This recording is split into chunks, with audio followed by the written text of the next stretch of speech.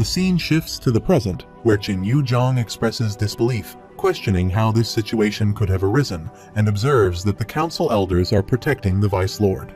He denounces them as fools, daring to defy the Lord's command. Qin Yo-woon draws his heavenly demonic sword and brandishes it, shocking everyone present. A leader queries why the Vice Lord possesses the sword. Qin Yuzhong is incredulous, unable to believe how the Vice Lord obtained it. He wonders if that's why the council elders are supporting him, but quickly dismisses the idea, refusing to acknowledge it as a possibility. He understands that if he were to admit the sword's authenticity, the situation would be dire, and he would be unable to escape it unless he could prove the sword to be a fake. He communicates telepathically to Yuzhong, instructing him to break the sword. Yuzhong warns that if they don't handle the situation properly, their positions will be at risk. He acknowledges Yuzhong's assessment, realizing the consequences if he were to affirm the sword's legitimacy. Bu Qiu-young recalls a memory of when Qin Yo-woon met him, stating that he suddenly displayed the heavenly demonic sword and expected him to believe it without verification. He communicates telepathically with Qin Yo-woon, expressing his refusal to allow him to inspect the sword personally, as he fears the consequences if the sword were to fall into the Lord's hands. Qin Yo-woon advances the sword towards him, inviting him to proceed. Qin Yuzhong determines that he will weaken and break the sword by imbuing it with Kai as soon as he grabs it. However, when he holds the sword, his hand begins to burn, and he quickly releases it. He questions what is happening and observes his burning hand. He considers Qin Yo-woon to be vermin, accusing him of casting a wicked spell on the sword, and questions how dare he do so. He attempts to attack, but becomes frightened when he sees a large Newbie in front of him, causing him to move back. He wonders if it vanished, pondering the identity of the massive black dragon he just witnessed and speculating if it could be an illusion conjured by the sword. A leader confirms that it is indeed the real heavenly demonic sword. Another asserts that it must be the heavenly demonic sword, the legendary artifact rumored to be crafted from the bones and blood of a black dragon, possessing the ability to select its owner. ManhwaCapped stands up and declares that it is time for the cultists of the great heavenly demonic cult to heed the orders of the heavenly demon. He displays the medal of the heavenly demon's order, prompting everyone to bow down. Qin Yuzhong becomes angry and begins to verbally abuse ManhwaCapped. ManhwaCapped, as the guardian of the heavenly demon's order, announces that he will now relay the orders of the heavenly demonic founder, proclaiming glory to the demonic cult. Everyone echoes the sentiment, saying glory to the demonic cult. Qin Yuzhong interjects, demanding that they stop. ManhwaCapped continues, stating that for passing the test left behind by the founder and obtaining the heavenly demonic sword, Vice Lord Qin Yo-woon shall inherit the title of heavenly demon. He communicates telepathically, urging him to save him, addressing Qin Yo-woon as the son of the second wife. Qin Yo-woon responds that as a descendant of the great heavenly demonic cult, he shall accept the great founder's order. His big brother communicates telepathically, suggesting there is a way for him to dominate them. Qin Yuzhong interrupts, commanding them to stop. He reflects that he lost to mere pawns, once again unable to protect him. Qin Yuzhong angrily questions if he dares to mock him. Everyone is startled by his voice. The scene shifts to a flashback, where Qin Yo-woon inquires about the reason for pulling the promised date ahead. ManhwaCapped explains that it's because the Lord has recently become very suspicious of him after learning about the underground vault at the Demonic Academy. He moved the date ahead because he could no longer move as discreetly. ManhwaCapped notes that the Lord he has seen is different from how he was in the past. He might have been cold, but he was not heartless. Qin Yo-woon questions if that is indeed the case. ManhwaCapped responds, suggesting that it might be hard to believe, but there is something wrong with the Lord, or perhaps it's better to say that there has been a change. Qin Yo-woon inquires further about the change. Yeonmu Hwa asks what he means and if there is something wrong with his health. ManhwaCapped explains that the Lord can be seen constantly talking to someone. Yeonmu Hwa questions who this someone is, referring to Sir Qin Yuzhong. She expresses disbelief, asking what he means by that and dismissing the idea of Sir Qin Yuzhong being alive, stating that he died in battle against the Supreme King Han Yon in the war against the evil coalition. ManhwaCapped clarifies that Supreme King Han Yon currently leads the evil coalition and has been one of the 5th greatest martial masters in the Great Plain for the last 30 years. He adds that 15 years ago, when the previous lord, Qin Jai, disappeared, Han Yon invaded the cult's territory and waged war. He explains that this battle became known as the Battle of the Gizhu Temple Plains, during which Lord Chen Yuzhong ascended to the ranks of the 5th greatest martial masters. Chen Yowoon asks if he is suggesting that the Lord is conversing with the dead. He confirms, stating that he believes the Lord is hallucinating. Since the battle in Zhejiang province, the Lord has frequently been seen talking into thin air while gazing at a wall or a dark corner. Initially, he was only slightly concerned because it was momentary, but it seemed that something was gradually eroding the Lord's mind. Chen Yowoon inquires about the nature of this something. The scene shifts back to the present, where Bu Qiaoyang asks who Chen Yowoon is talking to at the moment. Chen Yuzhong asks what he means. Bu Qiaoyang explains that they are unable to see who Chen Yowoon is talking to right now. Chen Yuzhong points toward his chair and asks if Bu Qiaoyang is claiming he can't see Brigade Leader Chen Yuzhong. They are puzzled to hear this. Yuzhong hides behind the pillar and communicates telepathically, expressing that the situation has become quite interesting. Chen Yuzhong screams and warns that if Chen Yowoon continues to cross the line any further, he will not forgive him. He orders him to leave, stating that he has no right to be in the Grand Hall. Marakium interjects, stating that there is no one there. Regarding Sir Chen Yuzhong, he explains that he passed away in battle long ago, suggesting that it's not too late for Chen Yowoon to receive treatment from the demonic doctor. Chen Yuzhong becomes abusive, accusing Chen Yowoon of intending to revolt by claiming he has gone mad. He asserts that they are all attempting to drive him insane as part of a ploy to incite rebellion against him. He declares that he will once again rectify the order of the cult and points his sword toward him. Marakium moves to attack, but Chen Yowoon holds his shoulder to stop him. Marakium turns to look at him and wonders if his predictions were right all along. He believes he should have known this much earlier. Reflecting on their battle with the master they believe to be the head of the Blade God's 6 martial clan, he realizes that His Holiness's wounded condition did not seem well. It was not merely due to an internal wound, it was the byproduct of the demonic blood reversal technique. Chen Yuzhong states that it's all because of him, because of failures like him, that all this chaos has occurred within the cult, and he will take their lives with his own hands. Chen Yowoon wonders if he will keep calling them failures until the end, realizing that's what he wants in the end. He commands everyone to fall back, and they comply, moving around. He begins to use his power and removes his shirt. Bu Qiaoyang thinks that now he has every right to do this. However, even if he's gone half insane and his wounds have not entirely healed, his opponent is still a sword master and one of the top 5 strongest in Miram. He wonders if the current heavenly demon of this era can handle this. Chen Yuzhong attacks him, and he quickly moves back. Hang So-yu realizes he's being pushed by internal energy, finding this to be genuinely an unfair battle. He believes that if it were not for the heavenly demon's sword, his sword would have wounded him. As expected, he can't let his guard down even for a moment. He concludes that there's no longer any reason for him to hide the heavenly demon's Kai. He decides to attack at full force and moves to attack his opponent. He Hyan observes Hang So-yu's aura spreading all around and realizes that if he enveloped his body with that Kai, it would be on a totally different level from before. Chen Yuzhong notices that the Kai of his sword is black and wonders if it's due to the heavy synergy or if this is something different, speculating that the demonic energy is making the Kai of his sword more intricate and powerful. Chen Yuzhong tries to attack him with a heavenly demonic sword technique. Hang So-yu thinks it's fast and moves to counterattack with his sword. Chen Yuzhong tries to stop his attack with the sword, then moves back, pondering if this is the power of the heavenly demon's sword art, which he has only seen as markings. He reflects that he could not learn it himself because he could not figure out the secret of the Kai, yet he wonders how this brat could have done so. He uses his power and gathers all the soldiers' swords to appear around him. A soldier exclaims about their swords, and all the swords gather around Chen Yuzhong. Chen Yowoon sees this and remarks that they both have a similar idea. Chen Yowoon then calls Hyobong. Hyobong quickly moves, holding a sword, throws it toward Chen Yuzhong, and says, "Please take this." He then holds his sword and gets ready to attack. Chen Yuzhong notices a black sword on his right and a white blade on his left and asks if Chen Yowoon thinks he is Elder Mu Jin-1, deeming it foolish of him, and throws swords toward him. Chen Yowoon utilizes the force of the heavenly demonic with his right sword and the extreme art of the blade god with his left to attack. Chen Yuzhong is shocked to see his moves. Chen Yowoon breaks his blades. He wonders if he could always double wield. Chen Yo-woon thinks he will have to thank the Great Guardian.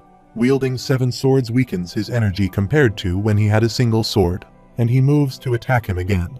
He resolves to destroy the remaining 4 swords and move forward. He breaks all the swords. A piece of the sword hits Chen Yu-jong's eye, and he feels pain. He moves to attack and wonders if his connection to the summoned swords has been cut off. Hang So-yu wonders if the leader is getting weaker because of his injury and hopes the heavenly demon won't let them lose this opportunity. Chen Yo-woon observes that he's faltering, seeing it as his chance, and quickly moves to attack, but he recovers and is ready to counterattack. The floor starts breaking due to a power explosion. He upholds a big rock with power, shocking everyone. Chen Yu-jong gets startled and says, "Don't come closer." He quickly runs to attack and causes the floor to explode badly. Everyone moves and says, "Dodge it." Everyone step back. Chen Yo-woon's and Chen Yu-jong's swords collide, causing an explosion. Chen Yu-jong's sword inflicts a cut on his face, while Chen Yo-woon's sword shatters into pieces. Quickly moving toward him, Chen Yo-woon declares that it's over for him. He unleashes his power, severely attacking and injuring Chen Yu-jong, who spits out blood. Everyone is shocked to witness the magic. A leader remarks on the extraordinary force exerted with just the back of the blade. Chen Yu-jong continues to cough up blood as the Grand Hall is badly destroyed. Pi Hyen considers that the leader might have succumbed to an attack of this magnitude, but he acknowledges that there is still work to be done. Meanwhile, Chen Yo-woon observes Chen Yu-jong's deteriorating condition. He queries the heavenly demon, asking whether he has emerged victorious or suffered defeat. Through telepathy, he questions whether he will allow the traitor to prevail, and whether he will abandon the 6 clans responsible for the deaths of his beloved mother and wife. He urges himself not to yield, to mete out punishment to the traitor and his followers, and to restore order to the cult. He asserts that as long as he does not relent, the Blood God reversal technique will assist him. Chen Yo-woon inquires further about the Blood God reversal technique. He screams in anguish and recollects his memories. The scene shifts to a flashback. He reflects that Chen Yu-jong's mother, Kyung-hyeon, was the adopted daughter of the former Lord Kyung-bom-kang. This adoption occurred because Kyung-bom-kang's blood daughter, Kyung-yu-yoon, was unable to bear an heir with Lord Tisang. Therefore, Kyung-hyeon was adopted to serve as his concubine and produce an heir for the Lord. He further reflects that coincidentally, when Kyung-hyeon became pregnant, Kyung-yu-yoon also conceived at the same time. The Lord declared that both children were his, thus they must be given equal opportunities. He explains that this is how both Chen Yu-jong and Chen Yu-jing were acknowledged as candidates for the lordship. However, quite swiftly, the legal wife, Kyung-yu-yoon, and others would consistently scorn and ignore Kyung-hyeon. Before Kyung-hyeon could even breastfeed Chen Yu-jong, she met with death after a long struggle. Lady Kyung interrupts him and demands to know who gave him permission to address her as aunt, insisting he address her as Lady Kyung. She asserts that his sole responsibility is to assist Yu-jung in ascending to the position of lord, and he must remember this. He assures her that he understands. Yu-jong apologizes to him on behalf of his mother's actions just then, promising that he will become the lord and ensure such occurrences do not happen again. He expresses gratitude for the comfort. Yu-jong asserts that he is serious and knows how much he is liked. He reflects that the only thing comforting Chen Yu-jong, who grew up amidst contempt, was the presence of Chen Yu-jing by his side. As time passes, a man questions whether he truly has the audacity to consider himself on the same level as them, asserting that he was fortunate to be born to the second wife, a member of the 6 great clans. He advises him to know his place and simply serve well. Despite entering the academy, the contempt from the other 5 clans persists. Chen Yu-jong wonders why he has to endure such treatment. He reflects that Chen Yu-jong survived his harsh childhood, believing that Yu-jing would ascend to the position of lord, but this hope was shattered when Chen Yu-jong began displaying talent in martial arts.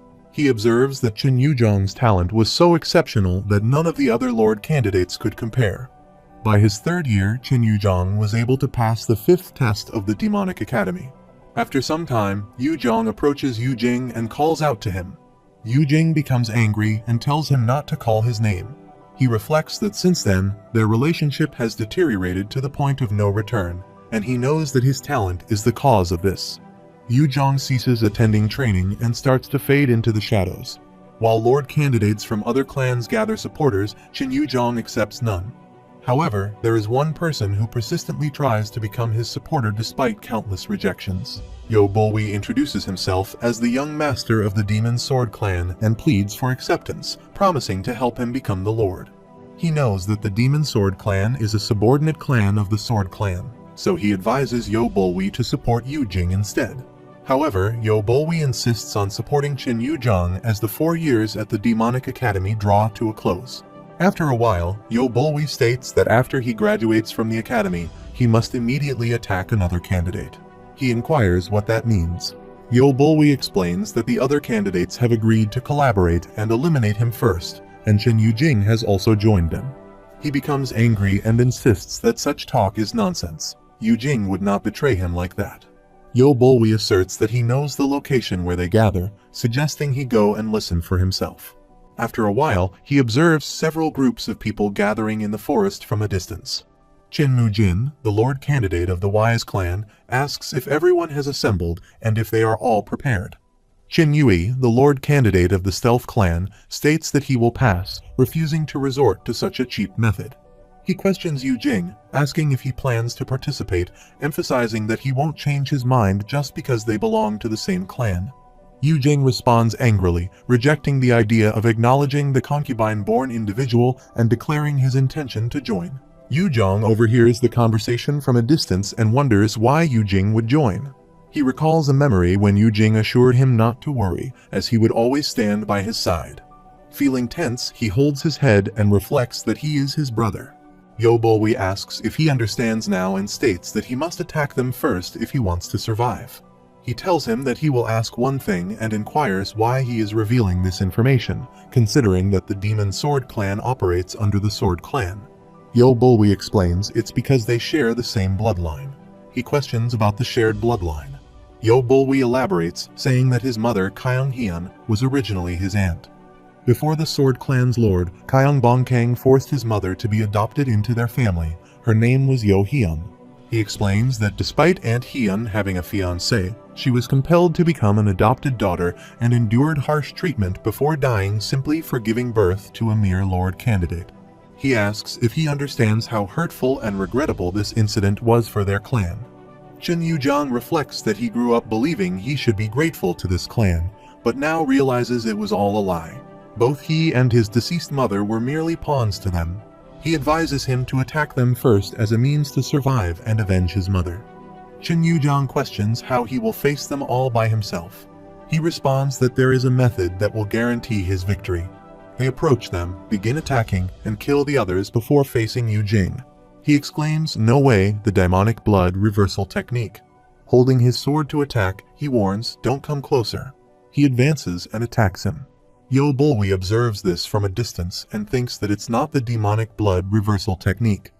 On the other side, Yu-Zhang urges, "Calm down, let's talk." He reflects that it's an improved version under the command of the Sword Clan Lord, one that doesn't cause him to lose consciousness and has fewer side effects, the Blood God reversal technique. He pleads for mercy, acknowledging his wrongdoing and affirming their fraternal bond, and if not, he submits, pledging never to disclose today's events to anyone, thus pleading for clemency. Yo-Bolwi insists on not allowing him to survive, urging for his swift execution, foreseeing future trouble for him. He reiterates his plea for mercy. Yo-Bolwi emphasizes the need for prompt action. Yu-Jing, raising his sword to strike, reminisces about their shared childhood memories when he expresses allegiance to his cause. He strikes, severing his arm. Yo-Bolwi insists on not sparing him and moves to attack. Yu-Zhang intervenes, declaring that henceforth he will obey his every command and lead a despicable life befitting. The scene shifts to the next day, where he reflects on how Qin Yu-Zhang was accused of murdering 4 young priest candidates and severing Qin Yu-Zhang's arm. Yu-Zhang was then tried, convicted, and imprisoned. Despite undergoing the Blood God reversal technique, which was claimed to have no side effects, his consciousness remained unaffected, indicating strong aftereffects. His mother's soul appears, holding his face, and he questions why he didn't kill the individual. He responds, denying her identity as his mother. He reflects that only on the 5th day of utilizing a breathing technique did he succeed in calming the aftereffects. By the 10th day of his imprisonment, Yu-Zhang was released. The four clans, having lost their minor priest candidates, approach the Patriarch, urging the clan to hold Chen Yuzhong accountable for his actions. However, their efforts were thwarted by the Sword Clan's vigorous opposition. After a while, he stands before Chen Yujing, who states that since he has aided him, he, in turn, will refrain from divulging the fact that he learned the demonic blood reversal technique from the Hazy Demon Sword Clan. He acknowledges his understanding. Shortly after, Chen Yuzhong cautions him not to approach any closer, reminding him that he had assured him the blood god reversal techniques would not yield any adverse effects. He queries whether he comprehends the nature of the dreadful illusions he must endure. Considering their familial connection and his past rescue, he declares he won't kill him but insists he stays away, then proceeds to depart. Yo Bulwi smirks, reflecting that once one gets a taste, they won't be able to stop. 1 year later, the scene shifts, and the Lord announces his intention to assume the position of Patriarch. Chen Yuzhong seeks clarification and expresses doubt that the position will go to Chen Yue. He argues that the frail child won't be able to overcome future challenges, emphasizing that the role of Patriarch entails more than just power, it carries burdens and responsibilities. The Lord stresses the weight of having the fate of 100,000 believers in his hands and advises Yuzhong to dispel his anger and focus on the clan's future. Yuzhong solemnly swears by the name of the Heavenly Demon Patriarch to dedicate his life to the Heavenly Demon cult. He explains that after Chen Yuzhong officially assumed the title of Patriarch, he endeavored to fulfill his promise to the former Patriarch by attempting to quell his long-standing anger. However, it proves challenging to suppress the anger that has accumulated over the years, making it difficult for him to even show affection to his wives. He realizes he must become stronger and cannot rely solely on his assistant's protection indefinitely. He elaborates that Chen Yuzhong, who unexpectedly ascended to the title of Patriarch, was weaker than the elders. Therefore, after attending clan affairs as a Patriarch, he dedicates the remainder of his time to training in martial arts. As time passes, a brown-haired woman remarks to Chen Yuzhong that his clothes are exceptionally neat and tidy. He explains that changing clothes every time is too bothersome, so he merely alters the outer layers for training. She expresses gratitude to him for always considering her. He prepares to leave, asserting that he has never done such a thing before. He explains that initially he merely found her cute, so he exchanged a few words with her. However, he found himself falling in love with the girl who always smiled at him, and his heart fluttered at her words, smiling at her every gesture. He describes her as his son. A few months later in the scene, he inquires if she is pregnant with his child. She apologizes, stating that this goes against the clan's principles and she intends to leave quietly. He questions her decision to leave, asserting that there is no need for such nonsense. He insists she stays by his side, assuring her that he will protect her and their child. He explains that soon after, Chen Yuzhong held a palace meeting and disclosed the fact that he has a child with Huan, urging for a wedding. However, the opposition he faced from the lords was unprecedented, requiring the intervention of the former Patriarch Chen Injai for them to reach a resolution. He elaborates that, ultimately, Huan was ordered to live outside of the palace in a modest dwelling. Despite this, the Patriarch visited her happily every day, expressing his wish for their happiness to endure indefinitely. He explains, however, that as his affection towards Huan and Chen Yulun grew, the other 6 wives from the 6 clans became bitter and envious, leading them to harass Huan. Then, one day, the former Patriarch Chen Injai, who had emerged from seclusion, suddenly disappeared. He details how the demonic cult dispatched individuals to locate him and attempted to prevent the leakage of this information. However, the forces of evil discovered it, prompting the leader Hang Yon to launch a large-scale invasion at Giju, the location of the heavenly demonic cult. This war persisted for close to 6 months. He explains that no one could halt the advance of leader Hang Yon, who killed 2 elders and Chen Yuzhong.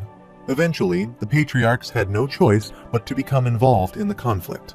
However, at a certain point during the war, Huan fell ill. After some time passes, he approaches her and asks if she is okay, apologizing for not being able to fulfill his promise of staying by her side and protecting her. She lies on the bed in a bad state, telling him not to worry about her and to go and return safely. She reassures him that with the Demon Lord's protection, he will recover quickly. A servant announces that it's time for them to depart. He assures her that he will return swiftly, and she replies affirmatively, stating that she will be waiting for him. He explains that Chen Yuzhong did not realize at that moment that it would be the last time he would see his only love.